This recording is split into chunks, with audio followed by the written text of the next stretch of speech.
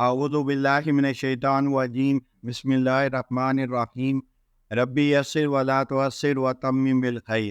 تاریخ تبری جلد اول کا مطالعہ کر رہے ہیں۔ آج کے ایپیسوڈ میں حضرت ابراہیم علیہ السلام کی مصر کی طرف ہجرت وہاں سے ہم شروع کریں گے۔ حضرت ابراہیم علیہ السلام اور حضرت لوط علیہ السلام نے وہاں سے ہجرت کی۔ حضرت ابراہیم علیہ السلام نے اپنی چچا زاد سارہ سے نکاح کیا اور لوط اور سارہ کو لے کر ایسی جگہ کی تلاش میں نکلے جہاں وہ دین پر آسانی سے عمل کر سکیں۔ چلتے چلتے مقام حران میں پہنچے، وہاں کچھ عرصہ ٹھہرے اور وہاں سے ہجرت کر کے مصر آ گئے۔ مصر کے بادشاہ کی نیت میں فتوح۔ اس زمانے میں مصر میں پہلے فرعون کی حکومت تھی۔ کہا جاتا ہے کہ حضرت سارہ بہت خوبصورت تھی اور ابراہیم علیہ السلام کی کسی معاملے میں نافرمانی نہیں کرتی تھی۔ اس وجہ سے اللہ تعالیٰ نے انہیں بہت عزت سے نوازا تھا۔ فرعون کے سامنے حضرت سارہ علیہ السلام کا حسن بیان کیا گیا تو اس نے حضرت ابراہیم علیہ السلام کے پاس پیغام بھیجا کہ آپ کے ساتھ یہ عورت کون ہے؟ ابراہیم علیہ السلام نے جواب دیا کہ وہ میری بہن ہے۔ آپ نے اپنی بیوی اس لیے نہ کہا کہ اس بات کا خوف تھا کہ یہ بیوی کی صورت میں وہ انہیں ابراہیم علیہ السلام کو قتل کرا دے گا۔ فرعون نے کہا اس کو بنا سنوار کر میری طرف بھیجو تاکہ میں اسے دیکھوں۔ اللہ تعالیٰ کا سارہ کی حفاظت کرنا۔ ابراہیم علیہ السلام حضرت سارہ علیہ السلام کے پاس آئے اور اسے وہی پیغام پہنچایا، چنانچہ وہ تیار ہو گئیں۔ پھر ابراہیم علیہ السلام نے انہیں فرعون کے پاس بھیجا۔ وہ فرعون کے پاس گئی۔ جب وہ بیٹھی تو فرعون نے انہیں ہاتھ لگانا چاہا لیکن اس کا ہاتھ مفلوج ہو گیا۔ جب فرعون نے یہ انجام دیکھا تو اس سے سنگین معاملہ سمجھا، فوراً بولا کہ آپ اللہ تعالیٰ سے میرے لیے دعا کریں کہ وہ میرے ہاتھ کو درست کر دے۔ اللہ کی قسم میں آپ پر کوئی دست درازی نہ کروں گا بلکہ آپ کے ساتھ حسن سلوک کروں گا۔ حضرت صالح علیہ السلام نے اللہ تعالیٰ سے دعا کرتے ہوئے کہا، اے اللہ اگر یہ سچا ہے تو اس کا ہاتھ درست کر دے۔ چنانچہ اللہ تعالیٰ نے اس کے ہاتھ کو صحیح کر دیا۔ بادشاہ کا حضرت سارہ کو عطیہ میں ہاجرہ دینا۔ بادشاہ نے حضرت سارہ علیہ السلام کو قبطی قبیلے کی ہاجرہ نامی ایک باندی بھی بطور عطیہ دی۔ حضرت ابراہیم علیہ السلام کا 3 جگہ توریہ کرنا۔ حضرت ابو ہریرہ رضی اللہ تعالیٰ عنہ سے مروی ہے کہ آپ نے علیہ السلام نے ارشاد فرمایا کہ ابراہیم علیہ السلام نے صرف 3 مقامات پر جھوٹ بولا، 2 جگہ پر اللہ کے لیے۔ پہلی مرتبہ جب قوم نے میلے پر جانے کی پیشکش کی تو فرمایا کہ میں بیمار ہوں۔ دوسری مرتبہ جب بتوں کو توڑا تو مشرکین نے پوچھا کس نے توڑا ہے؟ فرمایا کہ یہ کام سب سے بڑے بت نے کیا ہے۔ تیسری مرتبہ جب ظالم بادشاہ کے پاس ایک آدمی نے آ کر کہا آپ کی مملکت میں ایک نہایت حسین خوبصورت عورت آئی ہے، اور اس نے ایک آدمی کو آپ کے پاس بھیج کر سوال کیا کہ یہ عورت کون ہے؟ آپ نے فرمایا یہ میری بہن ہے۔ اس کے باوجود بادشاہ نے کہا اسے میرے پاس بھیج دو۔ چنانچہ حضرت سارہ فرعون کے پاس گئیں۔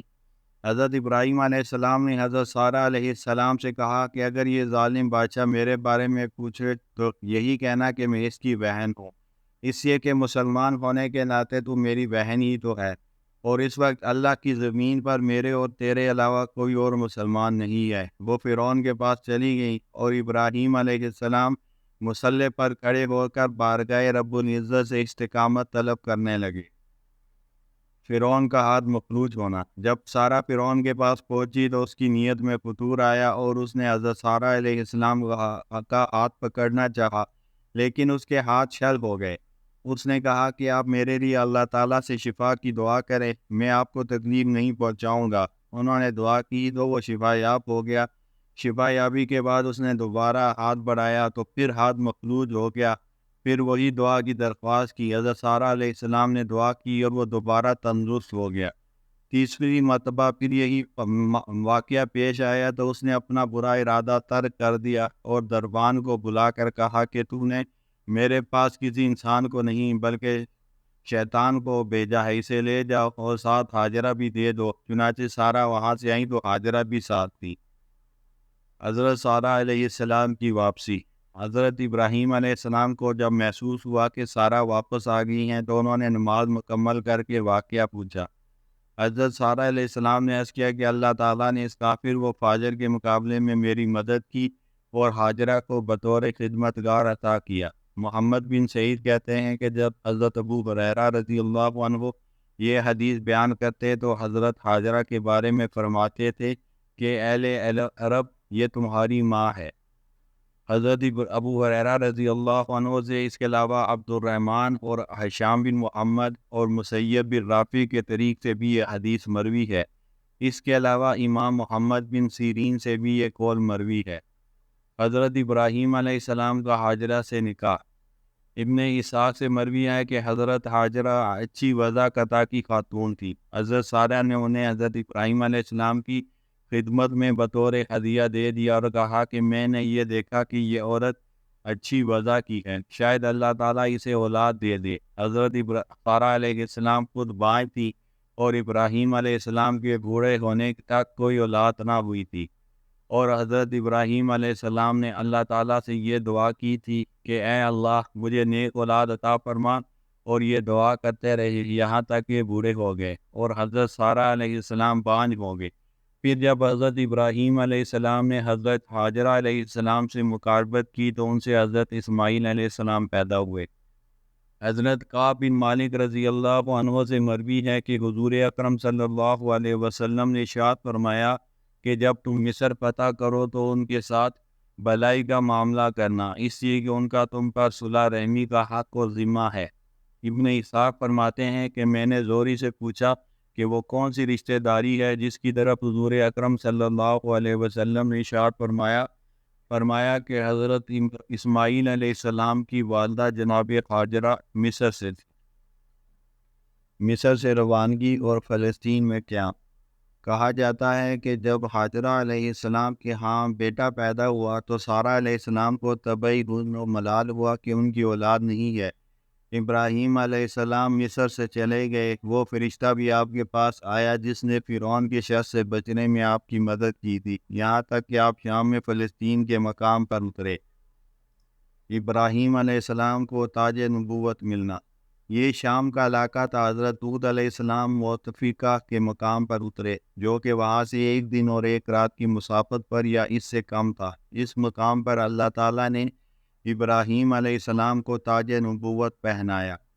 ابراہیم علیہ السلام نے وہاں پر ایک کنواں کھودا، مسجد بنائی۔ کنویں کا پانی بہت میٹھا تھا، وہاں سے آپ کی بکریاں پانی پیتی تھیں۔ ابراہیم علیہ السلام کی قط روانگی۔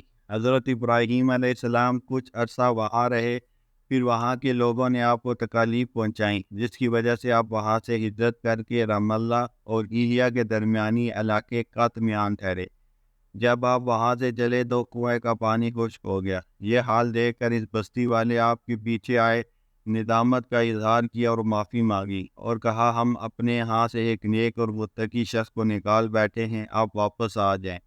آپ نے فرمایا میں جس شہر سے نکالا جاؤں اس شہر میں واپس نہیں جاتا۔ اس پر انہوں نے عرض کیا کہ وہ کنواں جس سے ہم اور آپ پانی پیتے تھے آپ کے چلے آنے کی وجہ سے خشک ہو گیا ہے۔ ابراہیم علیہ السلام کا معجزہ۔ اس پر آپ نے اپنے ریوڑ میں سے ایک بکری کا بچہ انہیں دیا اور کہا کہ اسے ساتھ لے جاؤ، اسے کنویں پر لے جاؤ گے تو وہاں سے میٹھا پانی نکلے گا، اسے پیو، مگر یاد رکھو کہ کوئی حائضہ عورت اس کنویں پر پانی لینے نہ جائے۔ وہ لوگ بکری کے بچے کو لے کر چلے اور اس کنویں پر لا کر کھڑا کیا تو وہاں سے میٹھا پانی آنے لگا۔ یہ پانی آتا رہا یہاں تک کہ ایک حائضہ عورت نے وہاں سے پانی لیا اور وہ پانی آہستہ آہستہ کم ہوتا چلا گیا اور بالآخر ختم ہو گیا۔ فعل قوم لوط علیہ السلام۔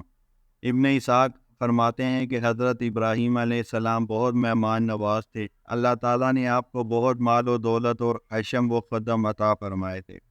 جب اللہ تعالیٰ نے قوم لوط علیہ السلام کی ہلاکت کا ارادہ کیا تو ان کی طرف رسول بھیجا۔ یہ قوم ایسا برا فعل مد کی زبر میں جمع کرتا تھا۔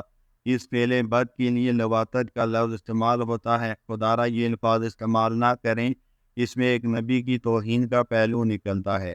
ذرا سوچیں لواطت کے کیا مانا آپ تو اس کی نسبت بجائے قوم کے نبی سے ملا رہے ہیں۔ اس سے بہتر تو انگریزی کا لفظ سوڈومی ہے جس کی نسبت صدوم یعنی اس علاقے سے ملتی ہے، اور اس کے ساتھ ساتھ اپنے نبی کو بھی جھٹلاتے تھے اور نبی ان کو بھی جو بھی نصیحت کرتا اسے بھی جھٹلا دیتے۔ اللہ تعالیٰ نے انتہائی خوبصورت فرشتے بھیجے تاکہ وہ ابراہیم علیہ السلام اور سارہ کو اسحاق کی پیدائشی خوشخبری سنائے، اور یہ بھی بتائیں کہ اسحاق سے ان کے بیٹے یعقوب بھی پیدا ہوں گے۔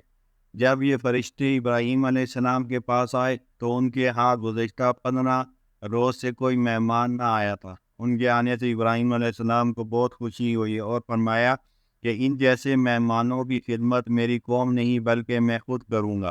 چنانچہ گھر تشریف لے گئے اور ایک بنا ہوا بچڑا لے آئے، ان کے سامنے پیش کیا، لیکن جب دیکھا کہ ان کے ہاتھ کھانے کی طرف نہیں جاتے، یعنی وہ کھانا نہیں کھا رہے، تو انہیں اجنبی سمجھ کر دل میں خوف محسوس کیا۔ فرشتوں نے کہا، خوف نہ کریں، ہم قوم لوط علیہ السلام کی طرف انہیں ہلاک کرنے کے لیے بھیجے گئے ہیں۔ آپ کی بیوی سارہ جو پاس کھڑی تھی یہ سن کر ہنس پڑی کہ اللہ تعالیٰ نے اس قوم کے ساتھ عذاب کا ارادہ فرما لیا ہے، جبکہ قوم کو اس کی خبر بھی نہیں۔ اسحاق علیہ السلام کی پیدائش کی خوشخبری۔ پھر ہم نے ان کو اسحاق کی اور اسحاق کے بعد یعقوب کی خوشخبری دی۔ وہ بولی، ہائے میری کمبختی، کیا اب میرے ہاں اولاد ہوگی جبکہ میں بڑھیا پھونس ہو گئی اور میرے میاں بھی بوڑھے ہو چکے؟ یہ تو بڑی عجیب بات ہے۔ فرشتوں نے کہا، اللہ کے حکم پر تعجب کرتی ہو؟ ابراہیم کے گھر والوں، تم لوگوں پر تو اللہ کی رحمت اور اس کی برکتیں ہیں، اور یقیناً اللہ نہایت قابل تعریف اور بڑی شان والا ہے۔ سورہ ہود آیت نمبر 72 سے 73۔ اسحاق کی خوشخبری کے وقت ابراہیم علیہ السلام اور سارہ علیہ السلام کی عمر۔ بعض اہل علم کا کہنا ہے کہ اس وقت حضرت سارہ علیہ السلام کی عمر 90 سال اور حضرت ابراہیم علیہ السلام کی عمر 120 برس تھی۔ جب ابراہیم علیہ السلام سے خوف دور ہو گیا اور انہیں اسماعیل اور اسحاق کی خوشخبری ملی تو فرمایا، شکر ہے اس خدا کا جس نے مجھے بڑھاپے میں اسماعیل اور اسحاق جیسے بیٹے دیے۔ حقیقت یہ ہے کہ میرا رب ضرور دعا سنتا ہے۔ شعیب الجبائی سے مروی ہے کہ حضرت ابراہیم علیہ السلام کو 16 برس کی عمر میں آگ میں ڈالا گیا، اور جب اسحاق علیہ السلام کو ذبح کیا تھا تو اس وقت حضرت اسحاق کی عمر 7 سال تھی، اور جب وہ پیدا ہوئے تو اس وقت حضرت سارہ علیہ السلام کی عمر 90 سال تھی، اور انہیں ایلیا سے 2 میل کے فاصلے پر ذبح کیا گیا، اور حضرت سارہ کو معلوم ہوا کہ وہ 2 دن بیمار پڑی رہیں اور تیسرے روز فوت ہو گئی، جبکہ بعض کے بقول ان کا انتقال 127 برس کی عمر ہوا۔ یہ روایت قابل اعتراض ہے، کیونکہ مسلمانوں کا جو جمہور کا مسلک ہے وہ یہ ہے کہ ذبیح اللہ حضرت اسماعیل علیہ السلام تھے، اور ان کے جو ذبح کرنے کا واقعہ تھا وہ مکہ مکرمہ یعنی بیت اللہ کے پاس ہوا تھا۔ تو یہ جو ہے یہ جو امام ابن جریر طبری ہے، ان کی جو یہ بات ہے یہ ان کی ذاتی رائے ہے، جمہور اس کے خلاف ہے ان کی یہ بات۔ فرشتوں کی مہمانی۔ صدی سے مروی ہے کہ اللہ تعالیٰ نے قوم لوط کو ہلاک کرنے کے لیے فرشتے بھیجے جو خوبصورت نوجوانوں کی شکل میں آئے، یہاں تک کہ ابراہیم علیہ السلام کے پاس ٹھہرے۔ جب ابراہیم علیہ السلام نے انہیں دیکھا تو خوش ہوئے، اور اسی وقت گھر جا کر ان کے لیے ایک بنا ہوا بچڑا لے آئے اور ان کے سامنے رکھ دیا اور خود بھی بیٹھ گئے۔ حضرت سارہ علیہ السلام ان کی خدمت کر رہی تھی۔ اس واقعے کو قرآن مجید یوں بیان کرتا ہے، ابراہیم علیہ السلام کی بیوی بھی کھڑی ہوئی تھی۔ سورہ ہود آیت نمبر 71۔ ابن مسعود کی قرات میں جب بچڑا ان کے قریب کیا اور دیکھا کہ نہیں کھا رہے تو فرمایا، تم کھاتے کیوں نہیں؟ انہوں نے جواب دیا کہ ابراہیم، ہم قیمت ادا کیے بغیر کھانا نہیں کھاتے۔ ابراہیم علیہ السلام نے پوچھا، کیا اس کی بھی قیمت؟ فرشتوں نے پوچھا کہ کیا قیمت ہے؟ فرمایا کہ شروع میں اللہ کا نام لو اور آخر میں اللہ کی حمد و ثنا بیان کرو۔ یہ جواب سن کر جبرائیل نے میکائیل کی طرف دیکھا اور فرمایا کہ واقعتاً یہ شخص اس بات کا مستحق ہے کہ اللہ تعالیٰ اسے اپنا خلیل بنائے۔ قرآن میں ہے، مگر جب دیکھا کہ ان کے ہاتھ کھانے پر نہیں بڑھتے تو وہ ان سے مشتبہ ہو گیا اور دل میں ان سے خوف محسوس کرنے لگا۔ سورہ ہود آیت نمبر 70۔ جب حضرت سارہ علیہ السلام نے یہ ماجرا دیکھا کہ ابراہیم علیہ السلام ان کا احترام کر رہے ہیں اور وہ خود ان کی خدمت کر رہی ہے تو ہنس پڑی اور فرمایا کہ ہمارے مہمانوں پر تعجب ہے کہ ان کے اعزاز میں خود ان کی خدمت کر رہے ہیں اور وہ ہمارا کھانا نہیں کھا رہے۔ وآخر دعوانا الحمد للہ رب العالمین۔